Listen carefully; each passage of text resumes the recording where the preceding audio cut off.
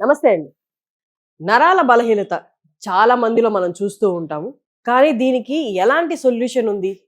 ఏ doctor దగ్గరికెళ్తే మనకి perfect solution వస్తది? అసలు దీనికి సొల్యూషన్ ఉందా లేదా? ఎక్కడా దొరకని సొల్యూషన్స్ మనకి హోమియోపతిలో దొరుకుతాయని చాలా మంది చెప్తూ ఉంటారు. హోమియోపతిలో నిజంగా దీనికి పరిష్కారం ఉందా?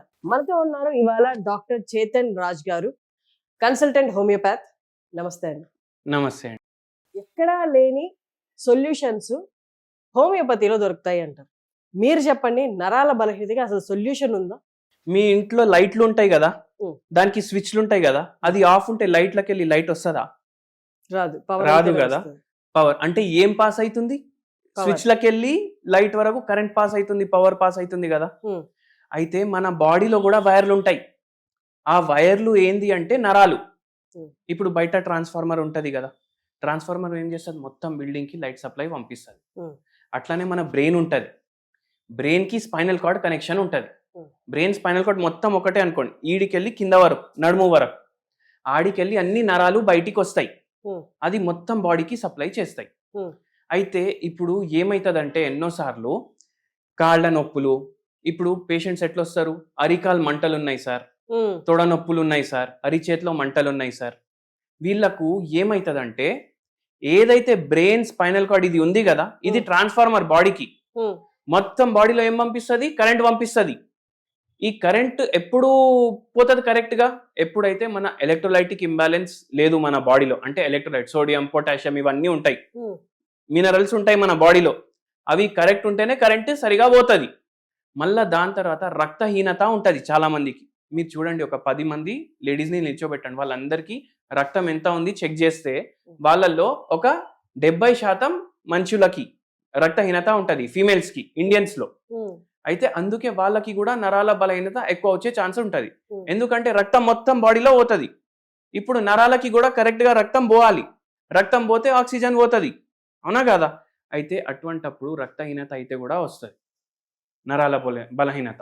ఉం. ఇప్పుడు చాలా మంది లేడీస్ కంప్లైంట్ చేస్తారు, సార్ నాకు నడుస్తుంటే షాక్లు కొడుతున్నాయి కాళ్ళల్లో అనేసి. ఉం. వాళ్ళ రక్తం చూసుకుంటే 7-8 ఉంటుంది. అయితే అట్లా అవుతుంది అనమాట. ఇది చాలా మంది అర్థం చేసుకోరు, అరే రక్తహీనత వల్ల కూడా నరాలది ప్రాబ్లం వస్తుంది అనేసి. ఉం. కానీ చాలా ఇప్పుడు రక్తహీనత కూడా ఉంది కదా, ఇప్పుడు రక్తహీనత తోటి నరాల్లో కరెంట్ సరిగా పాస్ అవుతలేదు, ఉం. కానీ ఇంకా వేరే వేరే ప్రాబ్లంలు కూడా అవుతాయి. మన బొక్కలు ఉంటాయి కదా, మన బొక్కలు కూడా వీక్ అయిపోతాయి. మన బొక్కలు వీక్ అయితే ఏమవుతుంది? ఇప్పుడు మోకాలు నొప్పులు వస్తాయి, ఉం. బొక్కలు వీక్ అవుతాయి. ఉం. కానీ మోకాల కాడే బొక్కలు లేవు, మొత్తం బాడీలో బొక్కలు ఉన్నాయి, ఉం. అవునా కదా. అవును. అయితే మెడకెళ్ళి కింద నడుము వరకు బొక్కలు ఉన్నాయి. ఈ బొక్కలకి రంధ్రాలు ఉంటాయి అన్నమాట. ఉం. అయితే దీన్ని వర్టిబ్రల్ కాలం అంటారు. వర్టిబ్రల్ కాలం మధ్యలోకెళ్ళి స్పైనల్ కార్డ్ పోతుంది. ఉం. ఈడికెళ్ళి ఈడ వరకు చిన్న చిన్న రింగుల్లాగా బొక్కలు ఉంటాయి. ఇవి ఎందుకు ఉంటాయి? ఇప్పుడు ఫోన్ ఉంటుంది కదా, మనం ఫోన్కి ఏం పెట్టుకుంటాం? కవర్ పెట్టుకుంటాం.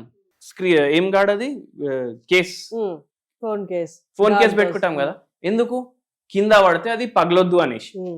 మన స్పైనల్ కార్డ్ కి కూడా ఒక ఉండాలి కదా కేస్, అట్లా అనేసి వర్టిబ్రల్ కాలం ఇచ్చిండు దేవుడు.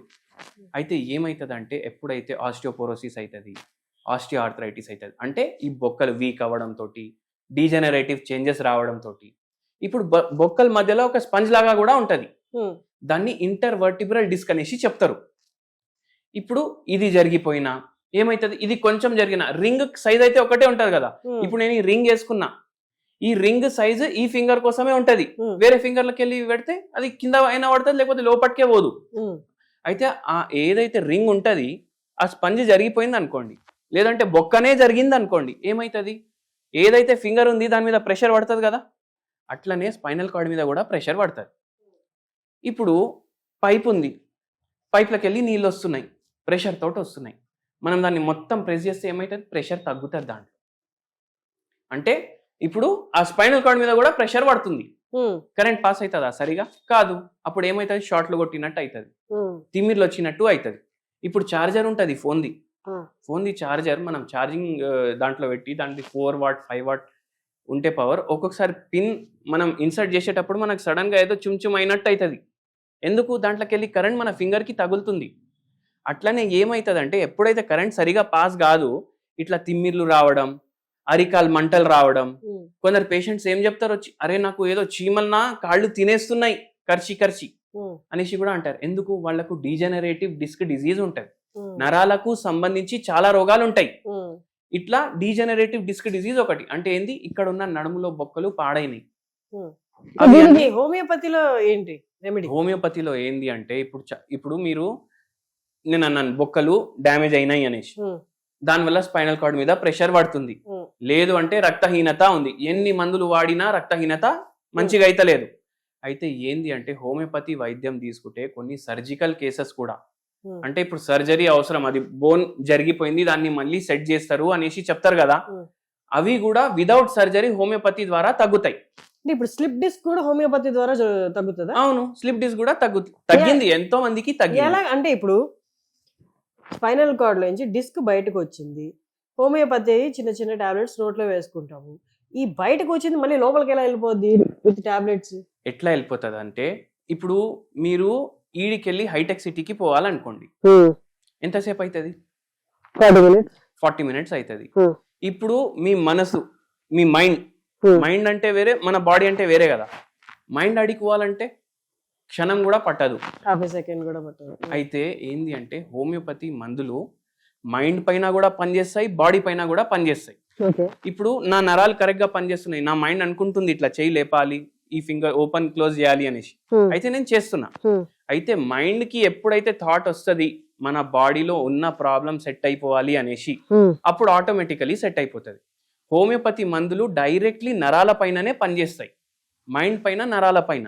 ఇప్పుడు మనిషికి స్ట్రెస్ ఉంది అనుకోండి, స్ట్రెస్ ఉంటేనే చాలా వరకు క్రానిక్ డిసీజెస్ వస్తాయి.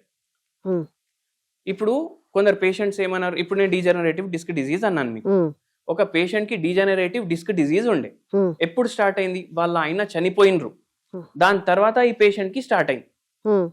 అయితే స్లిప్ డిస్క్ లాంటి ప్రాబ్లమ్స్ ఉంటాయి.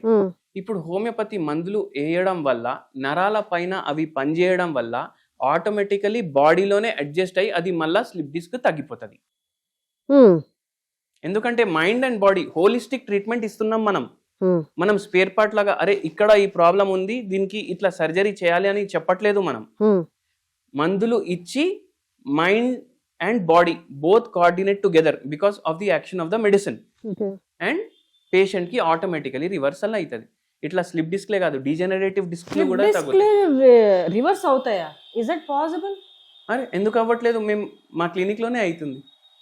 అది మిరాకిల్ అసలు. నేను ఇప్పుడు దాకా ఎప్పుడు వినలేదు. అంటే డిస్క్ బయటకు వచ్చింది మళ్ళీ లోపలికి ఎలా వెళ్ళిపోద్ది ఫిజికల్ గా? పేషెంట్స్ కి ఏం డౌట్స్ వస్తాయి అంటే, ఇట్లా ఇప్పుడు బొక్కలు కూడా జరిగిపోతాయి ఒక్కొక్కసారి, స్పాండియోలిథియాసిస్ అంటారు, అవి కూడా మంచిగా అయిపోతాయి. మీ దగ్గర ఇలా అయిన పేషెంట్స్ ఉన్నారా? ఇట్లా చాలా మందికి, నా దగ్గరే కాదు ఏ హోమియోపతి డాక్టర్ దగ్గరైనా ఇటువంటి కేసులు ఉంటాయి. చూపించగలరా? ప్రూఫ్ చూపించగలరా మీరు? ఇప్పుడు పేషెంట్సే మనకు వచ్చి చెప్తారు కదా, ఇట్లా తగ్గింది అట్లా తగ్గింది, మళ్ళా మనకు ఎంఆర్ఐ చేస్తే దాంట్లో కూడా మనకు డిఫరెన్స్ తెలుస్తుంది. ఒక్కొక్కసారి వాళ్ళు వేరే ఫిజిషియన్స్ దగ్గర వెళ్ళి చూపిస్తే వాళ్ళే నమ్మలేకపోతారు, అరే ఎట్లా తగ్గింది అనేసి. ఈవెన్ నాకు కూడా షాకింగ్ ఉంది, మిరాకిల్ అయితే ఇది. ఒక పేషెంట్ అయితే మన దగ్గర ఖచ్చితంగా వారంలో సర్జరీ మీరు చేయించుకుంటే మంచిది అనేసి అన్నారు. ఆ పేషెంట్ మన దగ్గర బండిలో పడుకొని వచ్చిండ్రు. డీజనరేషన్ కూడా ఉంది, స్లిప్ డిస్క్ అయితే దానికైనా దాటిపోయిన స్టేజ్లు పడుకొని వచ్చిండ్రు. 2 కాళ్ళు సరిగా పనిచేస్తలేవు, కొంచెం నడిచినా నొప్పి భరించలేకపోతున్నారు. ఆ పేషెంట్ కి 15 రోజుల్లో 80% రిలీఫ్ అయిపోయింది. ఈ రోజు వరకు ఆ పేషెంట్ నడుచుకుంటున్నారు, పని చేసుకుంటున్నారు, అన్ని వాళ్ళు పని చేసుకుంటున్నారు. సో అట్లా ఉంటది హోమియోపతి. సో ఈ నరాల బలహీనతకి హోమ్ రెమెడీస్ ఉంటాయా? నరాల బలహీనత ఇప్పుడు మనం డిస్కస్ చేసినాము కదా, బొక్కలు వీక్ అయినా నరాల బలహీనత వస్తుంది, రక్తహీనత ఉంటే కూడా నరాల ప్రాబ్లం వస్తుంది. ఎలక్ట్రోలైటిక్ ఏదైతే ఎలక్ట్రోలైట్స్ ఉంటాయి మన బాడీలో డీహైడ్రేషన్ అయితే కూడా వస్తుంది. అయితే ఇవన్నిటికీ ఒక మంచి హోమ్ రెమెడీ చెప్తాను మీకు నేను. మిరియాలు ఉంటాయి కదా, ఒక 5 మిరియాలు 2 ఇలైచీలు దంచుకొని మీరు వాటర్ లో బాయిల్ చేసి తాగితే అది మనకు బెనిఫిషియల్ ఉంటది. ఎట్లా? రక్తహీనత ఉంది అనుకోండి, ఇప్పుడు రక్తహీనత ఎప్పుడు వస్తుంది? ఐరన్ డెఫిషియన్సీ ఉన్నా వస్తుంది, B12 డెఫిషియన్సీ ఉన్నా వస్తుంది, లేకపోతే మల్టిపల్ రీజన్స్ ఉంటాయి. అబ్జార్ప్షన్ కూడా సరిగా అయితలేదు. అయితే మనం ఏం వేసినాం? దీంట్లో మిరియాలు వేసినాం. మిరియాలు ఏం చేస్తాయంటే దీంట్లో పిప్రిన్ ఉంటది, ఇది మంచిగా అబ్జర్వ్ చేయడానికి హెల్ప్ చేస్తుంది. మనం ఏదైతే తిండి తింటాము కదా దాంట్లోకి వెళ్ళి అబ్జార్ప్షన్, న్యూట్రియంట్స్ అబ్జార్ప్షన్ కోసం హెల్ప్ చేస్తుంది. అట్లనే బాడీ మళ్ళీ హోమియోస్టాసిస్ కి వచ్చేటట్టు హెల్ప్ చేస్తుంది మనం. అయితే ఇవి రెండు మీరు వాటర్ లో బాయిల్ చేసి తీసుకోవడం వల్ల ఏమైతుందంటే మీకు సిమ్టమ్స్ లో కొంచెం రిలీఫ్ కనిపిస్తుంది. పూర్తిగా దీంతోటే తగ్గదు, రిలీఫ్ కనిపిస్తుంది. మనకు పూర్తిగా తగ్గాలి అంటే మనం హోమియోపతి వైద్యం వాడాలి. షూర్. అయితే మీరు నెక్స్ట్ టైం వచ్చినప్పుడు మీరు ప్రూఫ్స్ వస్తే నేను కూడా చూస్తాను. Very shocking. సో విన్నారు కదండి, హోమియోపతిలో ఈ కైండ్ ఆఫ్ క్యూర్ ఉంటుంది అన్నారు. ఈవెన్ నాకు కూడా చాలా సర్ప్రైజింగ్ గా ఉంది. స్లిప్ డిస్కులు కూడా పోతాయి అని హోమియోపతి మెడిసిన్ తో చెప్తున్నారు. సో మీరు ఎవరైనా కన్సల్ట్ అవ్వాలనుకుంటే కింద డిస్ప్లే అవుతున్న నెంబర్కి కాల్ చేయండి. Thank you sir.